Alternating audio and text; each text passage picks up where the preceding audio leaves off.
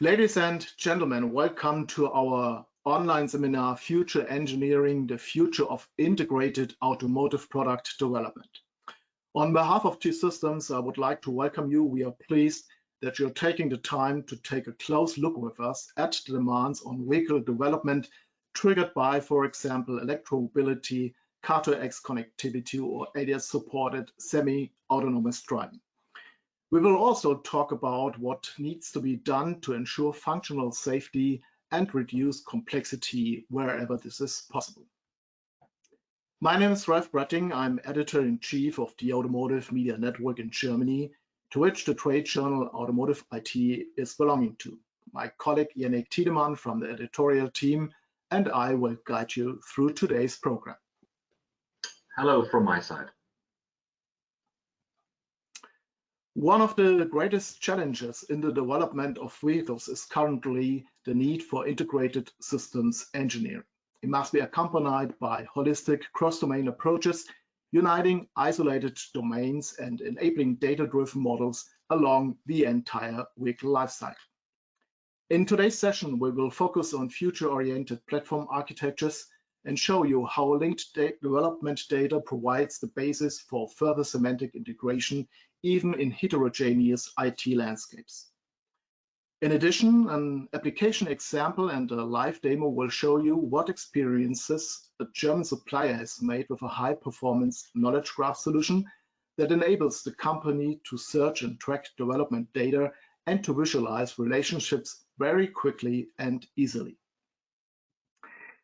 Ladies and gentlemen, the question for manufacturers and suppliers today is actually no longer whether they want to work with data or not. Only if they do so, they can internationalize their engineering projects, shorten development cycles, and avoid hardware, for example, prototypes in the product development process.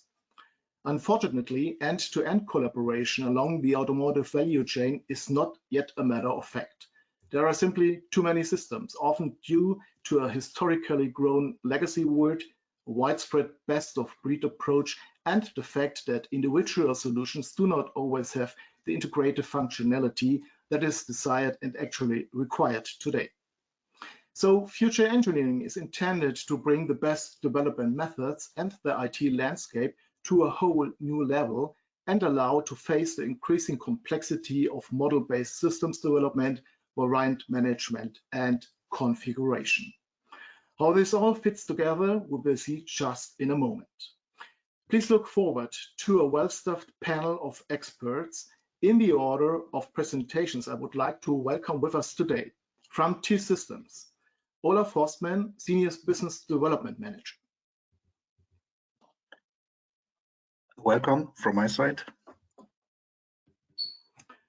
As well as Stefan Meyer, Portfolio and Partner Manager. Hello, everybody. And in the software company CONWEAVER in Darmstadt, Germany, a partner of T-Systems, we are connected to Sebastian Dorr, Vice President Sales. Hello, everybody, and a warm welcome from Darmstadt. Yeah, CONWEAVER and T-Systems are linked by intensive cooperation and a portfolio that complements each other perfectly in the industrial engineering environment. One of the leading linked data solutions on the market hits a high-performance data integration platform and service provider know-how. Gentlemen, we look forward to a vivid and above all informative exchange of experience with you. To get started, I now hand over to my colleague Yannick Tiedemann. Thank you, Ralf. Ladies and gentlemen, automotive engineering is actually undergoing a digital transformation for many years, starting with computer-based drawings to the simulation of hardware in nonlinear systems to 3D models in the whole vehicle in model-based systems. And nowadays, many OEMs and suppliers are working on linking their IT back-end systems in such a way that the flow of information runs like a common thread through the database infrastructure. So let's discuss this exciting challenge in automotive engineering with our first speaker. It is Dr. Olaf Horstmann, Senior Business Development Manager at T-Systems. Mr. Horstmann, you can start now. Thank you very much, Yannick. Yeah, I would like to give you a brief overview to start with about the drivers and challenges in the automotive industry. And as Yannick mentioned, it is a much debated fact that the transformation in the automotive industry is very deep. It concerns not only new technologies that become standard now, but it also concerns new business models that the car industry is going into, and that leads us into a world where the car cannot really be seen anymore as a standalone product as it used to be, but rather needs to be thought as a component in a much broader mobility system where there's interaction and networking between a lot of different such components to get to a new driving and mobility experience in the future. So I don't want to go into details on this topic, but rather say some words regarding the challenges that are coming from this transformation towards the engineering organizations in the automotive industry. And probably most of our audience have already heard about the catchphrase case and the technological trends behind this catchphrase, like the connectivity in the automotive world, like autonomous or highly automated driving, like new ownership models, new sharing models for cars, and also the transition to electrified powertrains of any form and shape, whether it's battery electric or hydrogen electric. And this induces a lot of new topics, or let's say increases the importance of topics in car development. One is the topic of complexity. And here I'm not only talking about complexity from product variants or individualization of cars, but rather the inherent complexity of the system itself. It means the complexity that comes from the depth of integration of driving functions and the criticality of such driving functions. And this complexity is something that the car industry needs to control fully, also to guarantee that there's a sufficient level of safety and security in the car. And when we talk about safety and security, one thing is, of course, functional safety, which is also broadly debated and worked on in the car industry. The more autonomous driving functions, for instance, or automated driving functions take over critical topics, and the driver is an ultimate means of control in the car is sooner or later taken out of the game.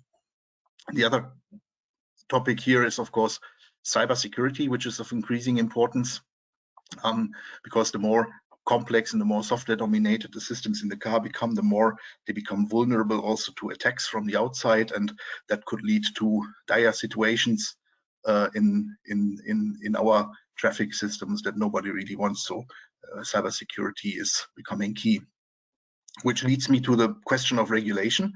And here, of course, everybody's talking about the ever stricter regulations in the environmental area, like CO2 exhaust or material cycles. On the other hand, I think that safety and security will also become drivers of state regulations, and that we will see validation and certification mechanisms in the car industry in the future, which are much harder to achieve than today and are more playing in the same league of certification regulations that we already see in, for instance, medical device industry or in the aerospace sector. Not to forget lifecycle support. Here, the driver is, for instance, sharing models, the need to keep also driving functions up to date all the time on the latest level via over-the-air updates, or also business models like features on demand, which lead to a trend that the development cycle will never really stop, but that the development phase of a car and the operation phase of a car kind of grow together, and the processes need to grow together as well. And to make things much more complicated, we also need to apply a significantly broadened notion of a system to automotive systems today. So we're not looking at classical cars with their classical subsystems anymore, but we need to consider also the corporate ecosystem of the car maker and its supply chain. Just think of, for instance, software modules that are given to first-tier suppliers, for instance, to develop, but then need to fit perfectly into the overall system. And then in the end, there's also the existence of the mobility system around the car that leads to, of course, interactions, interfaces, requirements towards the car itself to function within this mobility system. And in this context, we're talking about development of systems. And this development of systems also needs to be done in a kind of loose network of actors who are largely independent, like the ones that develop the infrastructure features in the mobility system that, for instance, the car interacts with, are largely independent from the car OEM. Nevertheless, the systems need to be able to work together in the end. So to see how we can get along with this kind of information, it's always recommended to look, for instance, at the aerospace industry, because in that industry, we've been dealing with highly complex systems for many decades now. And those systems in the aerospace industry typically need to be very well documented. They need to go through a very strict certification scenario. And moreover, they typically have a rather long life cycle of sometimes decades, or often decades. And so all the topics that are coming towards the car industry have already been discussed in the aerospace industry as well. And the funny little picture on the left side here shows you what happens if in the development process, every department does their own thing and puts their own view of the system in the foreground. That leads to very, very interesting things, but not necessarily flyable things or operatable things. You can find this funny picture in the offices in aerospace companies for like several decades now, which shows how long the aerospace industry has already developed the sense that an overall systems engineering approach is key to success. And that the systems engineering approach also has benefits not only in the quality of the system, but also regarding, for instance, development cost. I can demonstrate here. There's a NASA study shown on the left side, which shows quite impressively, I think, how an increased invest into an overall systems engineering, that means in the establishment of good, clever architectures for the aerospace products, has led to a significant decrease in cost. And of course, it's necessary to understand as well that also with systems engineering, there's the right amount of systems engineering to do. That means if you do too much, depending on the complexity of your system, you might also end up in a kind of a analysis paralysis, and your cost will increase, and again, without you achieving any new things. So there's going to be a kind of a sweet spot for systems engineering, for how much you do in systems engineering, and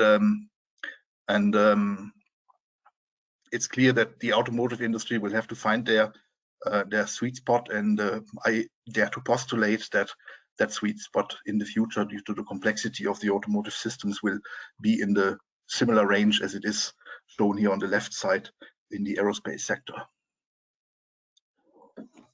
Now, when we talk about what is systems engineering, that could be debated for hours, but I just want to give the quick hint towards the ISO 15288, which is a generic norm capturing what needs to be done for systems engineering. And in principle, this norm asks you to build up a consistent and complete set of processes, and not only technical processes, but also process controlling, project controlling processes, project enabling processes, and even agreement processes within the supply chain, and very importantly also with the customer. Here it's important to note that if you want to introduce systems engineering, it's not sufficient to just write up processes, but you also will have to look at the people that execute these processes, the skills they need for that execution, and also the organization that they ideally work in to be successful in this endeavor. And then moreover, and that's where we as T-Systems as a system integrator come into play. You also have to look at the data that you need to manipulate in these processes and the tools that you want to use for that. When we look at where the automotive industry stands in that area, I would like to give you the perception that we have achieved in the market in our customer set. And there we can see that in the bottom area of the V-Modell in the detail construction, things are relatively well established for a long time already. Maybe there's some modernization issues there already, but then on the right side of the V-Modell in the area of validation and verification, we see an increased activity, increased focus on that area because, as I said, the regulations become stricter and also new techniques need to be implemented. For instance, for the data-based verification of artificial intelligence, that's a totally new topic that I think many actors have not fully under control yet, or where the cost is more overwhelming than the industry anticipated. But the most activity we see on the left leg of the V, that's where the, let's say, the functional, logical, physical architectures are derived from customer requirements, and there we see a lot of activity because totally new techniques like model-based systems engineering need to be implemented to control the complexity, and that leads also to these cultural and organizational topics to really enable organizations to work in an interdisciplinary fashion on deriving those architectures. So that leads to our role as a systems integrator in this topic, because we are looking primarily, of course, as an IT provider to the IT aspects of what needs to be done to get engineering ready for the future. And here we see a number of blocks that need to be tackled. One here in the left upper corner is the move towards really model-centric engineering. That means the elimination of any remaining non-digital or pseudo-digital means within the engineering process, and really the move towards a formal model-based description of everything that we do and decide in engineering. Then on the right upper level, it's the topic of virtualization in verification and validation. That means relying more on high performance simulation to save physical prototypes, for instance, but also, and that's quite important from my perspective, to be able to upstream verification to the earlier phases of the process. That means in the end even verify already whether the system can function on the logical level just based on the model-based description of such models. And then in the middle, and that's highlighted here in the slide because that's the major focus of our presentation today, is how to get the pieces together, how to get data coupled across disciplines within the engineering organization, how to make it understandable for everybody independent of the particular discipline-specific language that is spoken in the department. And that's where my colleagues will go into more technological detail in the remaining part of the presentation here.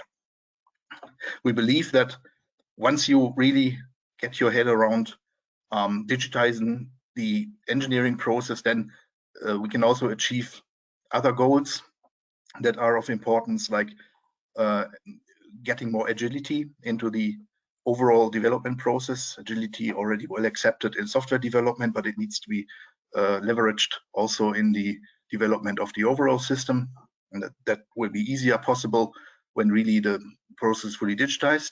And we also think that based on well interconnected, semantically described data, we can also come to more seamless collaboration models within the supply chain, and also in this loose development network in the overall mobility system that I mentioned in the beginning. So why is that hard to achieve? And here we need to accept some hurdles from the real IT that is existing in established companies today, and that typically looks a little bit like that beautiful old city on the hill on the left side, which means that established IT environments often are functionally very strong. They are beautiful in that sense, but they are also often quite heterogeneous. They're full of legacy that is maybe not possible to be evolved anymore. There might be gaps in the IT, there might be redundancies in the IT, and so on. So that's the so-called brownfield situation, and of course everybody would wish to live rather on a green field, like we have shown it as a symbol with this little model city on the right side, where everything is strategically planned and well executed. But typically that's not the reality in our companies today, so we will have to live with the brownfield situation and with the legacy that is ingrained into it. And with that thought, I would like to hand back to the moderation, and the moderation will introduce you to the next part of the presentation that shows us how to handle this situation. Thank you. Thank you, Mr. Horstmann. And ladies and gentlemen, we now would like to present you a more practical approach to the topic of future engineering, and therefore we will look at how semantic integration across all units, and especially breaking up of data silos, can be achieved using the digital twin. And the details will now be presented by Steffen Meyer, Portfolio and Partner Manager at T-Systems. Thank you. Thank you very much, Olaf, for the comprehensive and vivid description of the drivers and challenges in engineering. Now I would like to have a closer look on the semantic cross-discipline integration that you mentioned. And as such, I would like to strive out traceability. Traceability is a success factor, and that's because engineering has to deal with a multitude of data pools in heterogeneous system landscapes. Traceability along the value chain is only possible with consistent data. So a wide range of questions needs to be answered, and the underlying processes need to be optimized. For example, which requirements were implemented in form of which parts or software components, which boundary condition was simulated or physically tested with which component design version, is verification and validation consistent, what potential effects does an engineering change request have in order to produce the product, or furthermore later on in the supply chain process. Now, in combination of all this information, the so-called digital twin emerges. A digital twin is a digital representation of a physical product or process over its entire life cycle, and as a cross-system data model, it enables traceability in engineering.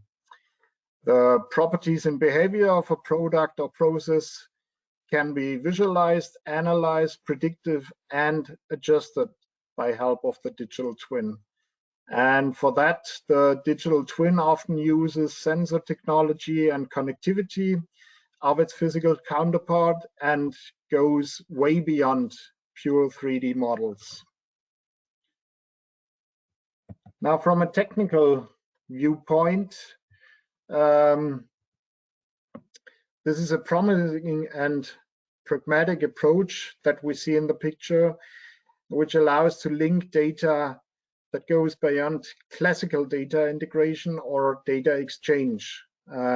With this solution approach, we make data which is spread over several systems usable and logically traceable in form of a digital twin.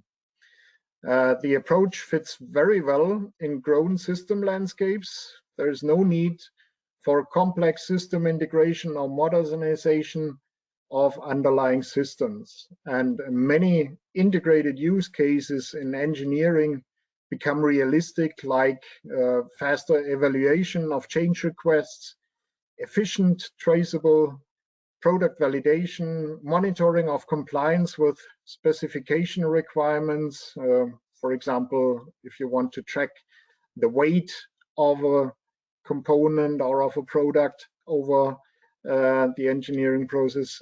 And at the end, this saves costs and time, and of course supports the digitization.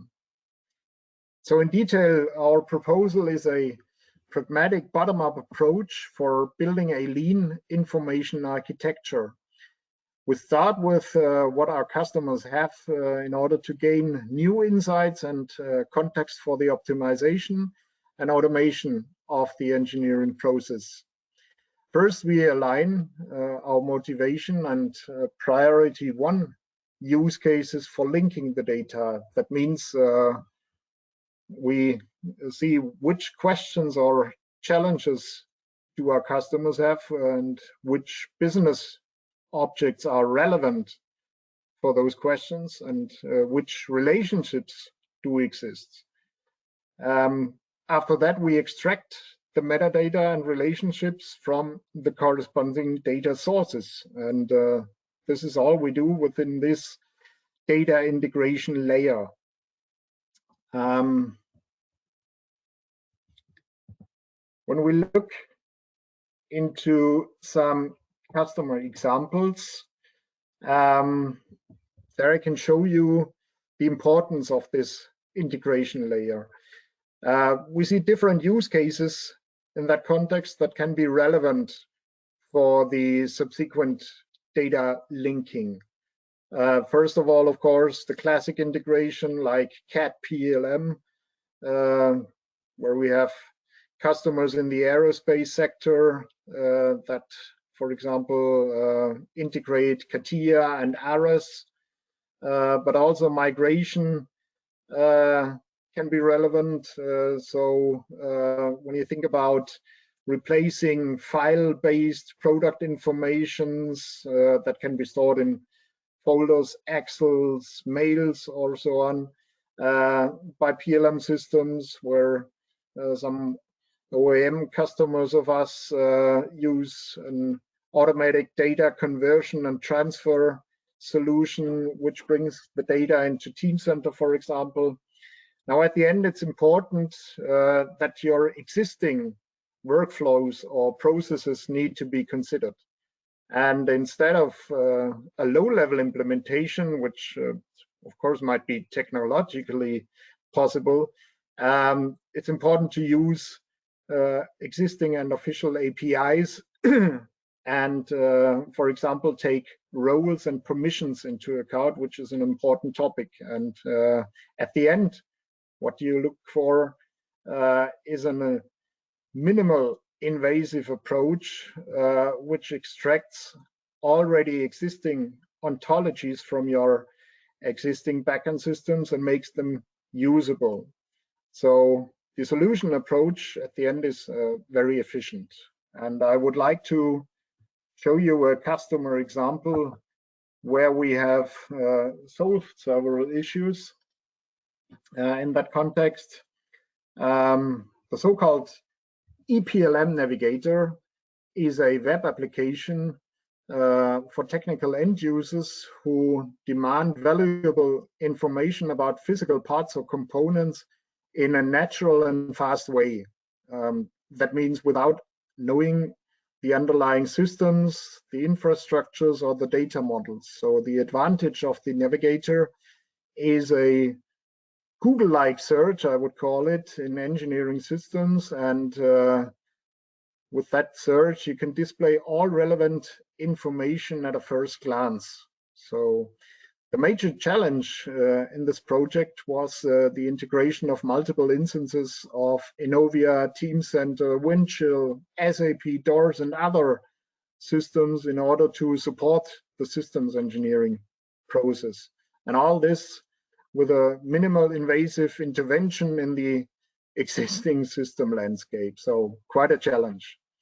And as a part of the solution, we implemented the T-Systems product, so-called PDM Web Connector, as a seamless integration middleware, allowing to unify the underlying different data models. And as a result, the unified data model is provided in form of like a staging database, which then can be subsequently used by CONWEAVER's Linksphere solution. We will see that later on, how that looks like, in order to display the dependencies between different products in form of graphs.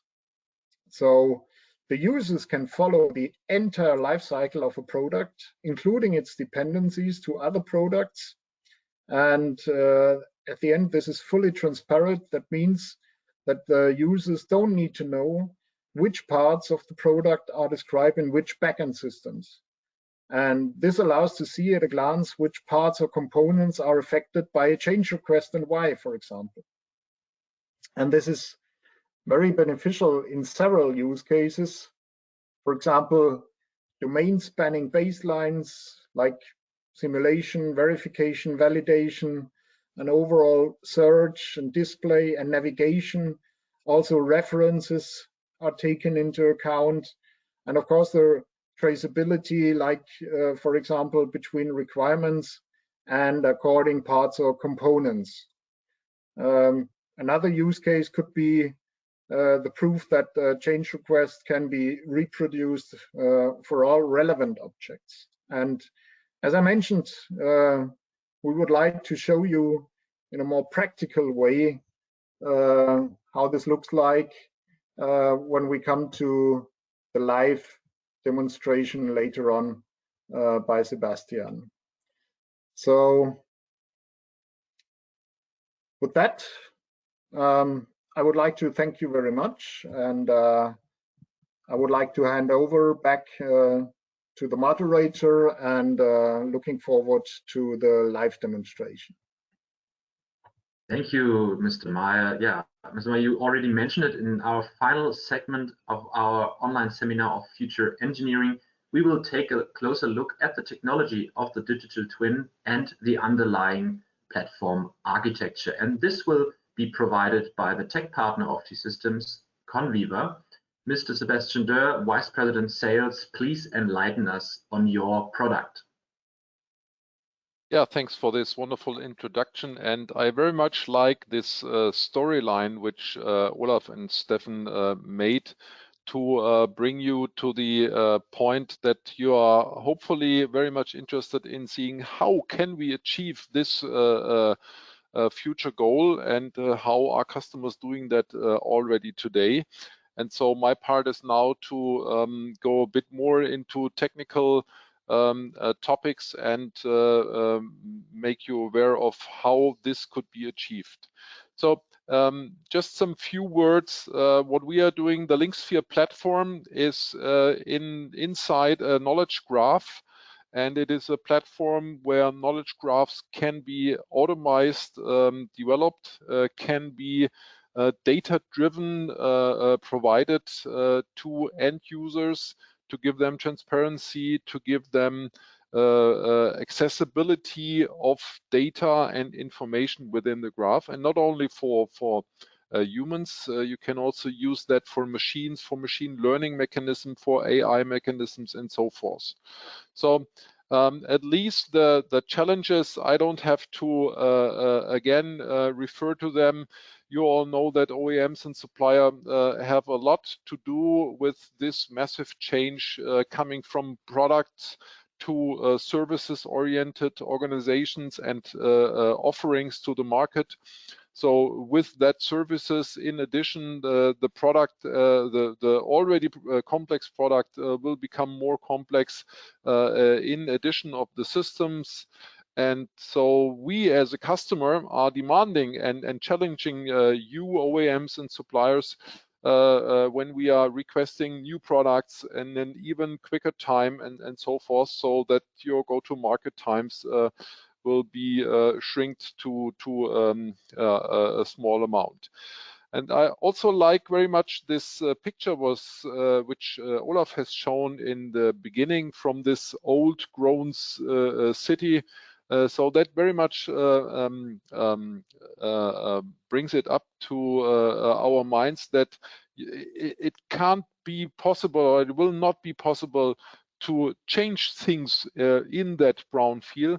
So somehow we have to deal with this heterogeneous data landscapes which are available with this data silos and so forth. And I will show up with the Linksphere platform and to give you an idea how you can do that. So the Linksphere knowledge graph collects data from all over the data supply chain, starting with the product idea, the development, the production, and so forth.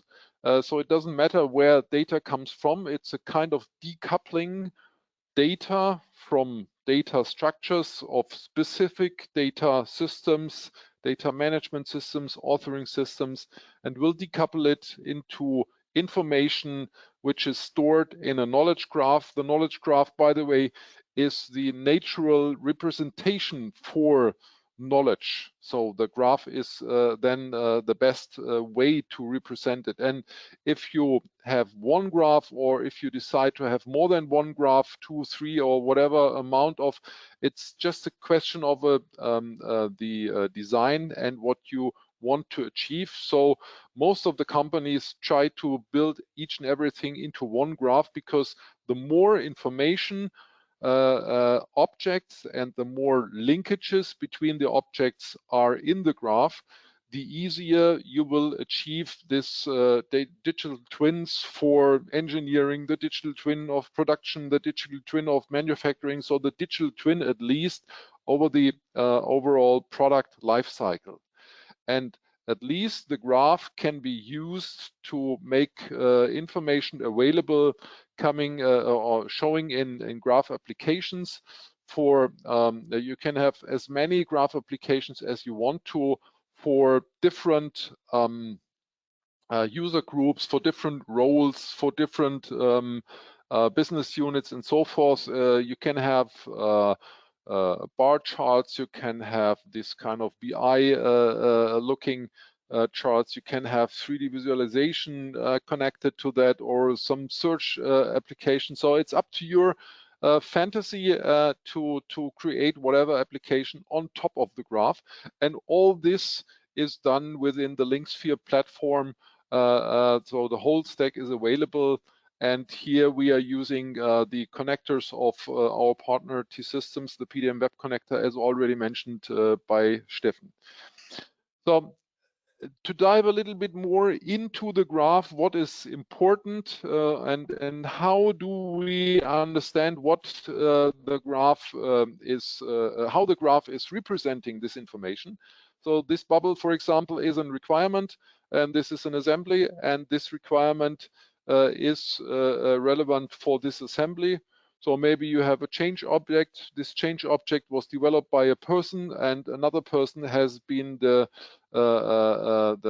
has done the release of that. So this is the kind of dependency. If you walk along the graph, you can very easily see and understand where the dependencies are. Totally independent, as Steffen mentioned earlier, of what systems this information is coming from and belonging to. And to not just have it in theory, but rather in practice, I would like to do a small demo with you. I would like to show you how you can use the V-Modell, for example, which was already mentioned. Maybe I'm wearing the hat of the requirements manager now. I click on that bubble requirement and will get all requirements already filtered in my left view here. And this one is selected, and the details of this requirement is then shown here. And by the way, how many and what details of information on level of details you may need here for different roles and users, this is up to your design. So you don't have to have all and every information which might be available coming from the data systems. And on the right-hand side, you will see the dependencies of this requirement to maybe systems, to requirement tests, to assemblies, and so forth. So this is the way to work with it. And I will just switch back and show another entry point to work with this application, which is a just a pure web application. So we have integrated the 3D viewer of the Fraunhofer instant 3D hub. So this is just a 3D viewer. You can use any of your viewers, or you can use system model, system L visualization or other visualization of your tools. So this underlines the openness, which is very important from our point of view. And so, for example, if I'm just make a mark here in this pie chart of my released objects, you will see in the 3D visualization that the objects which are already released are becoming highlighted. I can click on this pie chart here by this mouse over and will find all components which are released currently. And it's not only parts. If you scroll a bit down, you will also find production planning, you will find requirements, you will find system tests and simulations. So all objects which are released in my system now are then displayed and in the same manner as I showed before. And there is a third way I would like to share with you, maybe with a little story around. So the topic of traceability, transparency, and following the change process was mentioned earlier, especially from Stefan, that this is not very easy if you have several systems to step through. So let me show this example with a story of my marketing colleagues have done a pilot run with this motorcycle. So some of the test drivers had some feedback in their tests. So the feedback was that the exhaust pipes are too close to the driver, so it becomes too hot, and they requested to move them a little bit backwards of the motorcycle to do that. And I'm now the change manager to fulfill that job, and I'm now searching, as Stefan mentioned, like you do it in Google. Searching for a change, and you will already find the autocomplete function, as you know that from other search engines. But by the way, we are not searching like Google with having tons of results in a vertical manner. So it's more in a horizontal manner, because we are just searching along the trace links, along the linkages of the objects. And so I'm searching for change, and I do remember that it has to deal with exhaust. And let's see what the system will find. Okay, this is exactly the change request I have to fulfill. And this change request is already coupled and related to the requirement test, which I already mentioned, the market study with the test drivers. And so I'm now interested in what assemblies are connected to this change. Okay, these exhaust components are related to that, and click on that to see which components and parts are especially in this assembly. Okay, it's the exhaust front pipe, and I can get as much details as I need to. Or if you would like to, you can have also the system where this component or this object is stored or detailed in to the specific authoring system. If it is available on my machine, and if I'm allowed to, I can click on it, and with that content directly remotely dive into this application. So here I can also see the 3D viewer as mentioned earlier. So the pipe is now isolated, and this part I would like to show how the interaction of the Linksphere web application with a third-party application can be hosted. So this is a REST API to this 3D viewer tool, which we have from the Fraunhofer. And what you see is that you will directly be in that application with the content of that pipe. So this is a very useful kind of interaction of different applications. So maybe in that application, I can have a look on the full motorcycle, and maybe I'm interested in a different component or different part. I'm just click on the motor, have a right click, and you will see that the only customization in that application was that the content menu was expanded with this CONWEAVER Linksphere metadata topic. And again, here you will see some of the information of this component, or it could also be, if you have a system model, the system or the function or whatever. And the amount and the number of and the content of what you see here is also be defined by yourself. So this can also be used to jump from the third-party application to our Linksphere application. Again, with the context of this object I was just having highlighted. So in that case, the motor, and the motor can be shown in the same way as I showed that before. And I would like to again stretch the other part of visualization of the graph itself. So you can see the motor bubble in the middle. So this is the part I'm currently on. And this is, for example, part of the E&E motor management system model. And I expand that system model here and can follow this relation to the overall vehicle system model and expand that too. So that is some more relations available because it's the topmost node of the system model, and I have to find out where my powertrain is already in. Let me check. So it's a bit confusing. So the powertrain system model, I can also expand and see, okay, there is a test related to that, and this test again is related to my powertrain assembly.